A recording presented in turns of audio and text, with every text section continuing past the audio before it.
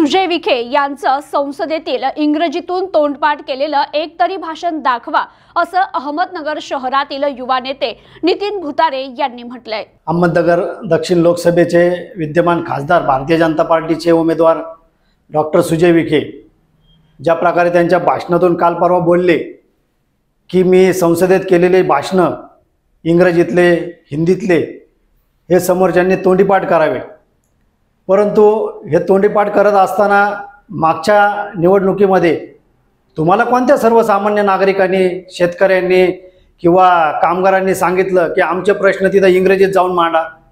तुम्हाला सांगितलंच नाही। हा तुमचा वैयक्तिक प्रश्न आहे, कोणत्या भाषेत बोलायचं कोणत्या भाषेत नाही बोलायचं।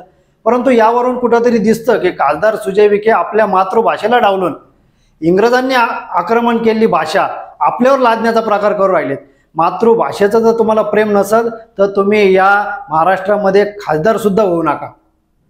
तुम्ही जर पाहिलं न्यूझीलंडमधली जी खासदार हिना राओ तिने आपल्या मावरी भाषेत, मातृभाषेत संसदेत भाषण करून, पार्लमेंटमध्ये भाषण करून जगाचं लक्ष वेधलं व सर्वसामान्यांचा प्रश्न मार्गी लावले। अशा प्रकारचं कुठंतरी काम तुम्ही करणं गरजेचं आहे।